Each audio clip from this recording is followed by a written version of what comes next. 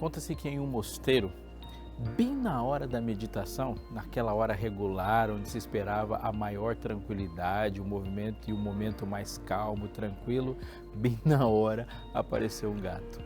E aquele miado atravessou completamente o ambiente, desconcentrando todo mundo.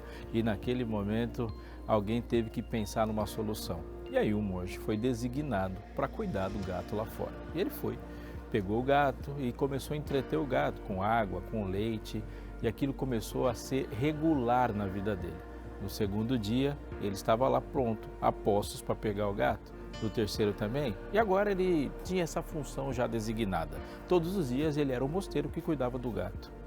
Até que com o passar do tempo, dos meses, dos anos, aconteceu que o gato morreu. E quando o gato morreu, esse monge, que era o monge do gato, foi até o mestre lá do mosteiro, o líder do mosteiro, e pediu para ele um dinheiro emprestado. Pegou o dinheiro, foi até o centro da cidade e voltou com o gato, para devolver a ele sua própria função. Essa história, não sei se é inventada, é bem provável que é, mas ela ilustra para a gente uma situação muito importante. O quanto é fácil a gente se perder nos propósitos originais e iniciais das coisas. O que podemos dizer ou perguntar sempre para qualquer prática é: qual é o centro? Qual é o último porquê? Qual é a razão que fundamenta todas essas coisas? Há conversas muito importantes dos mestres da lei com Jesus, e Jesus aplica a sua esmagadora e genial, perfeita teologia, colocando todos eles e deles para nós, nas páginas da Bíblia, em onde é que está fundamentada o centro da questão e por onde a gente deve começar qualquer análise. Falando sobre a lei, ele disse isso várias vezes e vai nos fazer muito bem ouvi-lo e nesses encontros aplicar para a gente a verdade básica que veio da palavra de Deus. Então não sai daí que está só começando o seu Fé para hoje.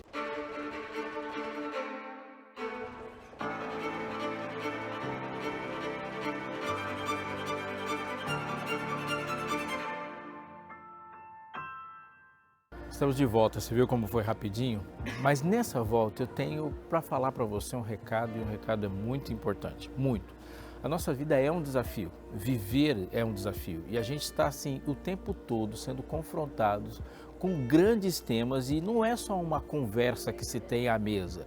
Eles envolvem a estruturação da nossa vida e a resposta que a gente dá para muitas coisas.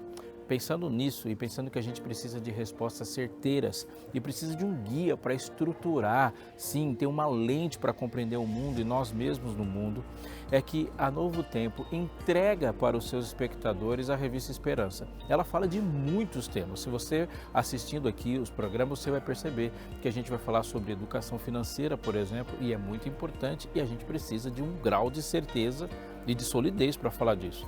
Ou educação de filhos também. Quanto a gente pode acertar, isso não pode ser arriscado, a gente não pode lidar com a sorte quando diz sobre essas coisas.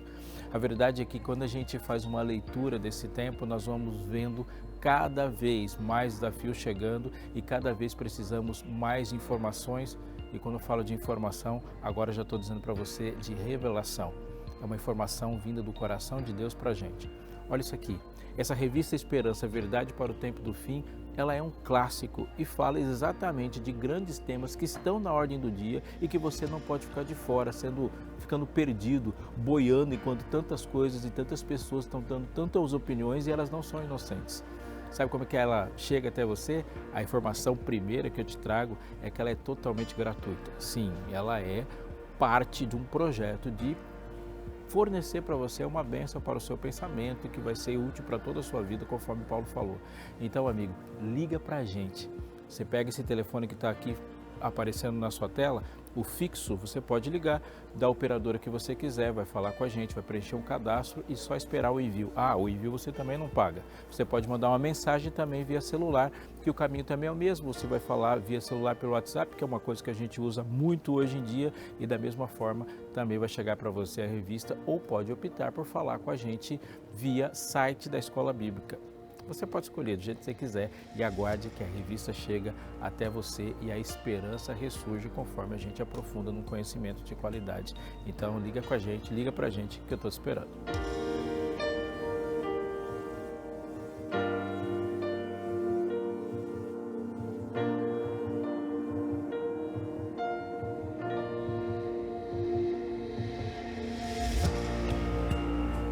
No Evangelho de Lucas, no capítulo 10, há uma das parábolas mais conhecidas da Bíblia. Sim, ela, sabe essas parábolas que geram uma porção de outras expressões? É a do bom samaritano. Até a colocação de bom diz muito a respeito das parábolas. Antes mesmo de eu ler o texto, eu queria te chamar a atenção para uma coisa muito importante sobre as parábolas que Jesus contou. Parábolas não são só histórias ilustrativas, é muito mais do que isso. Quando Jesus apresenta uma parábola, uma história, ele está apresentando, antes de tudo, uma nova forma de ver a vida. E essa nova forma de ver a vida está nos desafios da parábola. Ora, ele coloca dentro de uma história, trazendo uma realidade da vida e coloca dentro dessa história a apresentação da lógica que alguém falou com ele. E na história a pessoa vai perceber que aquela lógica não é tão lógica assim. Ora, uma hipocrisia é revelada quando alguém faz uma pergunta e Jesus fala, vou te contar uma história. E na parábola as máscaras caem. Uma parábola é, portanto, um desafio que Deus faz para os seus ouvintes. Jesus, quando contava uma história, ele colocava isso num nível muito alto a partir da perspectiva daquele que tem uma inteligência para compreender absolutamente tudo. Mas tem uma coisa interessante das parábolas, muito. Uma boa parte delas, quando alguém faz uma pergunta e desafia o mestre na sua pergunta, na parábola, aquele que fez a pergunta se torna um personagem. Isso é importante para a gente entender. Por exemplo, alguém chega e questiona e fala de Jesus acusando-o de comer com pecadores. Ele vai contar agora algumas histórias e, ao falar, por exemplo, da parábola da ovelha perdida, ele começa dizendo, qual dentre vós? Depois ele diz sobre a dracma perdida e qual é a mulher? E depois ele diz um certo homem, mas não tenha dúvida, os personagens que questionaram Jesus estão na história. Aqui, nessa parábola do samaritano, claro, alguém faz uma pergunta, repete a pergunta, tem uma estrutura linda de se perceber, mas Jesus coloca ele e ao colocá-lo, coloca a gente também. Lucas, capítulo 10, verso 25 diz, e eis que certo homem, intérprete da lei, se levantou com o intuito de pôr Jesus à prova e disse-lhe, mestre, que farei para herdar a vida eterna? Você já ouviu falar de ato falho? Pois bem, esse é um caso típico de um ato falho, ou não, né? Mas preste atenção, mestre, que farei para herdar? Se existe alguma coisa que você não faz, é ser herdeiro. A herança, ela é proveniente de alguém que fez uma fortuna, fez um filho. Filhos não fazem para herdar, filhos não são conquistadores. Mas a gente pode perceber nessa pergunta e analisando e comparando com outras que vão aparecer, que essa expressão herança e vida eterna não é só dele, é comum. O jovem rico se aproxima de Jesus e quando fala sobre vida eterna, a pergunta é sobre herança também. Mas ele também vai dizer mais uma coisa, porque a herança é usada também para Jesus. Aí isso nos chama para a gente prestar mais atenção, porque ele falou que os mansos herdarão a terra da herança. Podemos compreender esse texto olhando num contexto de que a herança é dada a partir de Abraão, portanto os filhos de Abraão herdam as promessas que Deus fez para ele. E aqui, e dentro dessa concepção, nós vamos compreender melhor porque que a parábola dita a seguir é uma parábola que fala sobre um relacionamento que a princípio, na cabeça deste homem, e Deus vai puxar esse princípio para a superfície, nem todos são herdeiros. Que farei para herdar a vida eterna?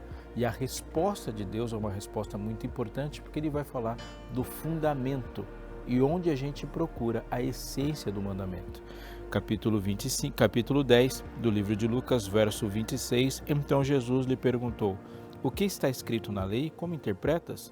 A isso ele respondeu, amarás o Senhor teu Deus de todo o teu coração, de toda a tua alma, e de todas as tuas forças e de todo o teu entendimento, e amarás o teu próximo como a ti mesmo. Verso 28, então Jesus lhe disse, respondeste corretamente, faze isso e viverás. Uma pergunta e uma devolução. Como você compreende o que está escrito ali?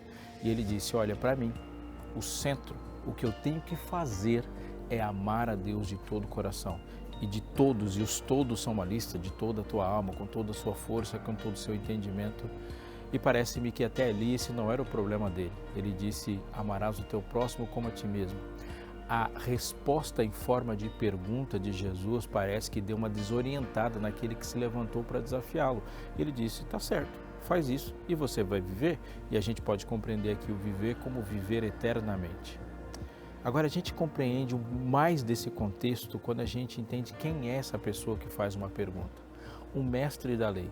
E se a gente voltar um pouco mais no tempo, nós vamos perceber que há uma configuração que gera esse pensamento.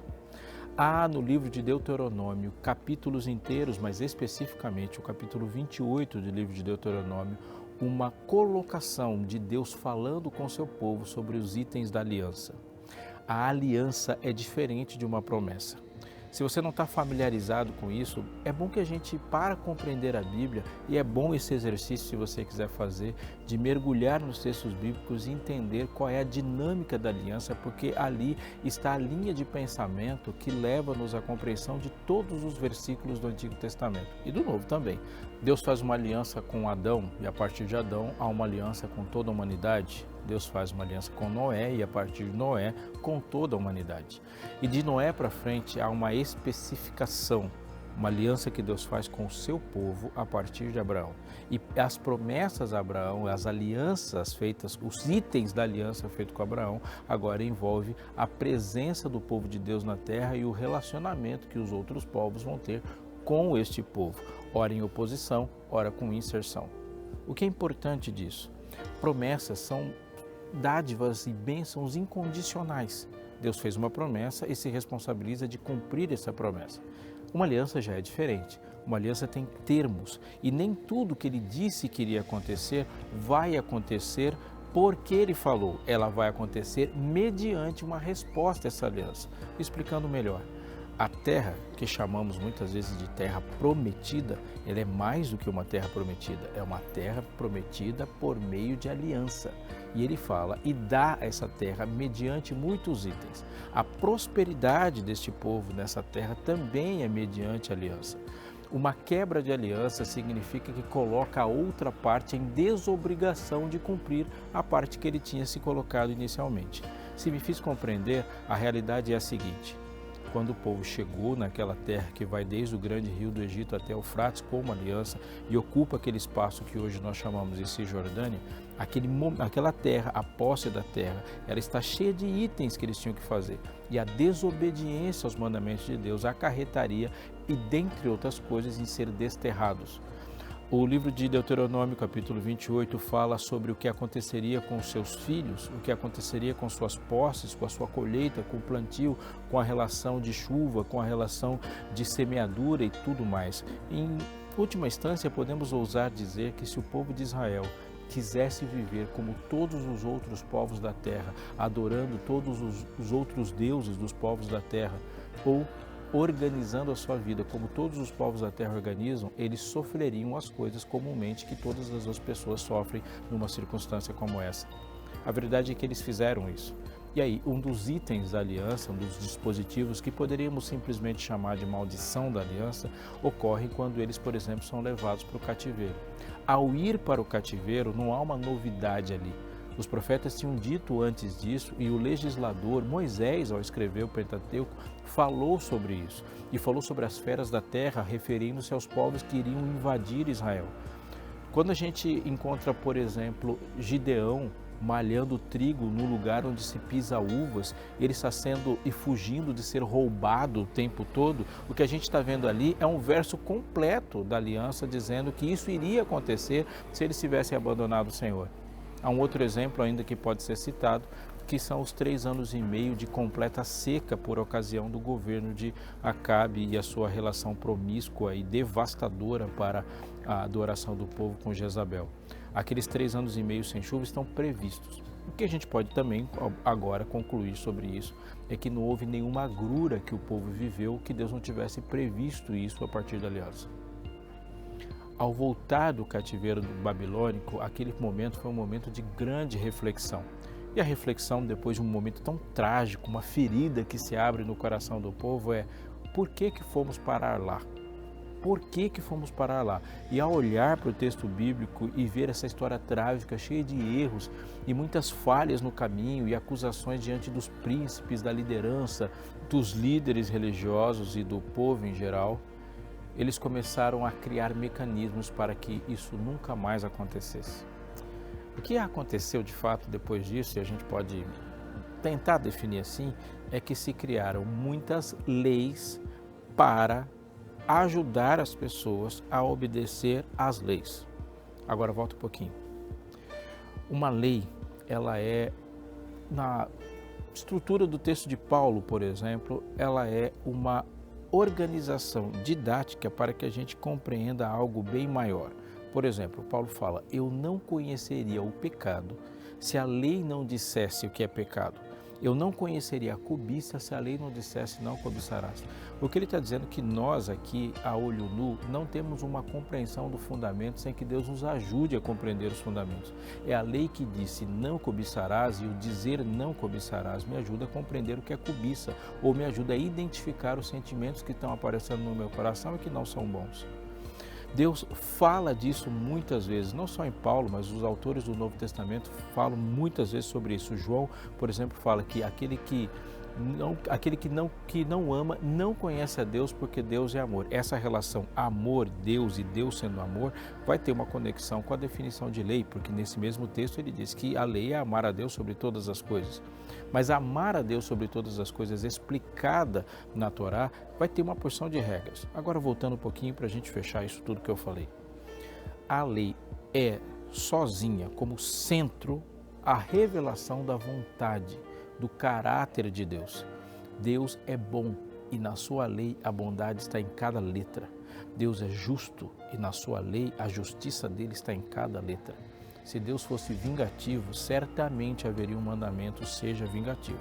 Se ele fosse traidor, certamente os seus mandamentos para aqueles que foram feitos à sua imagem, conforme a sua semelhança, seriam, seja traidor também. Mas ele é amor, portanto ele diz que você também tem que ser. Deus é pacífico, ele é um Deus da paz e na lei a paz está incluída. Portanto, ele manifesta a sua vontade e ele se revela. E ele se revela em desdobramentos. A partir da revelação do caráter de Deus, a lei vai se desdobrando e ampliando a seu alcance para todas as áreas da vida. É como se tivesse ali, quando a gente olhasse uma figura como se você jogar uma pedra na água. Joga a pedra na água, tem um lugar onde a pedra cai e aquele monte de ondas que se espalham. Assim é, você tem uma ponta lá na outra margem chegando e ela está bem ampla, mas a pedra ou o local que a pedra caiu é um centro de onde surgem todas as ondas. Quando os líderes de Israel, depois de volta da volta do cativeiro babilônico, começaram a refazer ou fazer regras sobre regras e colocando essas regras para a compreensão e para a execução de uma regra maior, eles se perderam no centro e ao se perderem no centro, eles começaram a dialogar com Jesus sobre coisas completamente diferentes do que estava no coração do Mestre.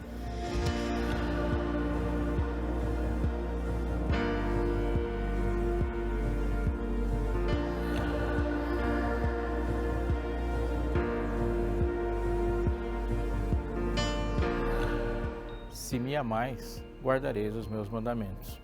Observe que o combustível, a força impulsionadora para a obediência é o amor, e não o contrário. Ao pensar que a obediência aos mandamentos e o exercício de se valer de regras para que se chegue ao amor, ela é uma inversão, e essa inversão ela é completamente fracassada. Uma sequência interessante para a gente pensar, e ela é tremendamente importante mesmo, porque ela cria uma linearidade didática quando a gente fala sobre os efeitos disso, é pensar, por exemplo, na história da mulher que ungiu os pés de Jesus com aquele caríssimo perfume. Quando a gente pensa nessa história e olhando para as reações, as falas, a explicação de Jesus para a história, se destaca ali uma frase quando ele é questionado por um mestre da lei, por uma autoridade religiosa que não compreende isso, e Jesus solta ali uma bomba naquela compreensão equivocada, dizendo assim: ela foi muito perdoada, e quem foi muito perdoado, muito ama. Ele coloca aquela relação e aquela reação de amor sendo causada como alguém que mergulhou e se viu amado. Ela se viu amada por Deus e ao perceber o tamanho do amor de Jesus por ela, ela teve consciência do tamanho do perdão que ela desfrutou. Esse perdão que foi desfrutado, a consciência do amor por ela gerou nela amor por Jesus. Ela foi muito perdoada e quem foi muito perdoado, muito ama. Agora, junto com isso, outro texto. Se me amais, guardareis os meus mandamentos. Portanto, esse amor é gerado por uma consciência de um outro amor. É o amor dele que nos constrange. Nós o amamos porque ele nos amou primeiro. Está juntando os textos junto comigo? Experimentamos o amor de Deus. O amor de Deus nos gera consciência desse amor revelado na graça. Muito perdoados, muito amam. E aqueles que muito amam, muito obedecem. Se me amais, guardareis os meus mandamentos. Lá no final da Bíblia, no último livro, há a descrição da perseverança dos santos. Os que guardam os mandamentos de Deus e se mantêm fiéis ao testemunho de Jesus. Mas olhando para a perseverança desses santos, a maneira em que eles são descritos em muitos cenários, um se destaca. É o cenário onde eles estão ali reunidos e a pergunta é: quem são esses? De onde vieram? E a resposta para quem são esses e de onde vieram é que eles vieram de uma grande tribulação. Mas mais do que isso, eles lavaram, diz o texto, suas vestiduras. Eles a alvejaram, ou seja, tiraram todas as manchas no sangue do Cordeiro. Percebe que as coisas ali, nesse texto também, começam com uma experiência no perdão e na graça. A gente olhando para o texto bíblico, nós vamos compreender uma colocação e Jesus se proclamando o Salvador para que essa ideia de Salvador seja o combustível por trás de toda a relação de obediência. Lá no pé do monte, ouvindo aquela voz extraordinária, ela começa, e o primeiro mandamento começa assim: eu sou. Mas eu sou quem? O que está dito lá? Eu sou o Senhor teu Deus, que te tirei do Egito, da casa da servidão. Ele se apresenta como alguém a ser amado, alguém que manifestou amor salvando e alguém que espera amor em forma de obediência.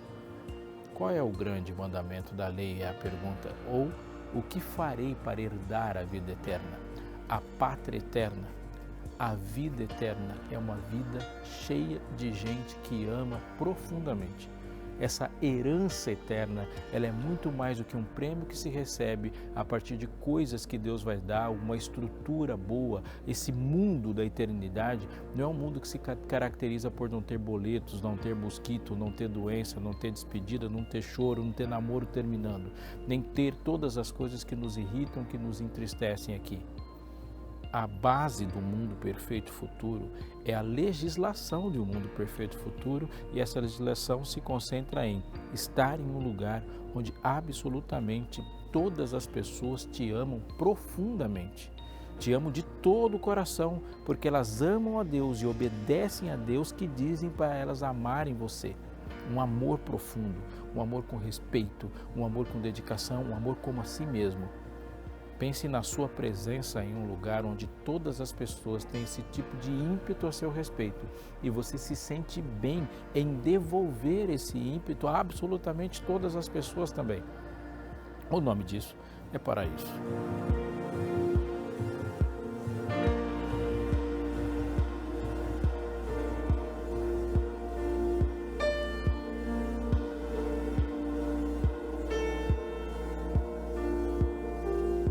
Um lugar onde Deus governa tudo.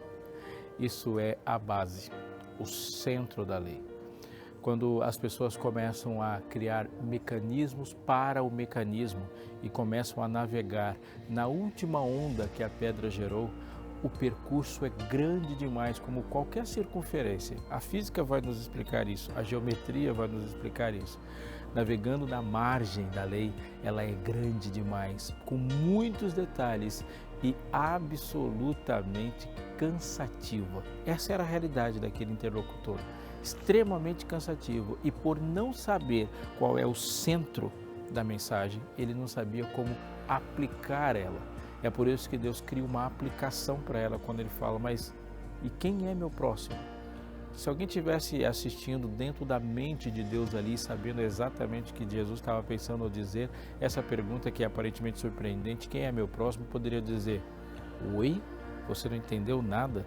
Amar a Deus sobre todas as coisas e amar ao próximo como a si mesmo significa que o amor de Deus é um amor também amplo e para todo mundo. Como que eu posso amar a Deus sobre todas as coisas e não ter os mesmos amores que Ele? Amigo, presta atenção, que esse é um detalhe muito importante. Quando se coloca Deus e amar o amor a Deus de todo o coração, significa que não há nenhum espacinho desse coração que não seja controlado por amor a Deus. Assim, o amor que você tem pelo seu cônjuge é o amor de Deus pelo seu cônjuge. O amor que você tem pelo seu filho é o amor de Deus pelo seu filho. O amor que você tem pelo seu namorado, namorada, é o amor de Deus por essas pessoas.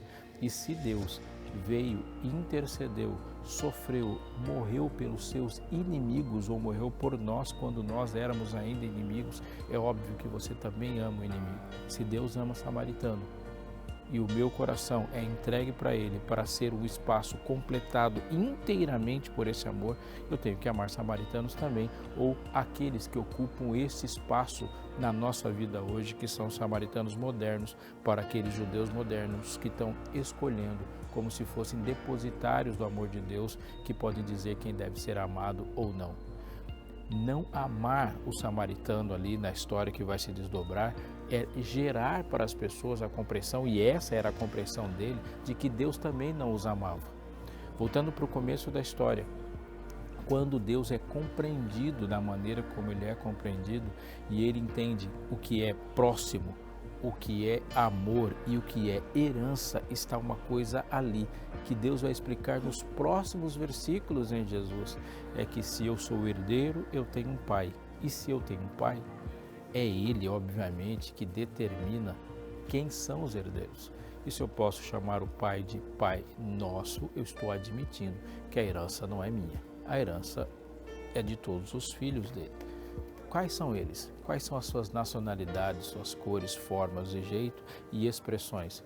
É o pai que deve determinar o que é agradável e o que não é agradável. E não é uma convenção cultural, social, econômica, é a lei. E pela lei de Deus se avalia todas as coisas. Amigo, hoje existe uma divisão colocada por Deus. Aqueles que estão sob o seu amor e aqueles que estão além ou aquém deste amor. E qual é o ímpeto do coração de todos aqueles que se entregam a essa lei de Deus?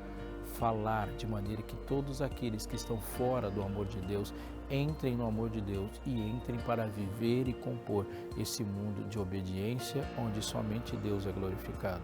Obedeça, ame.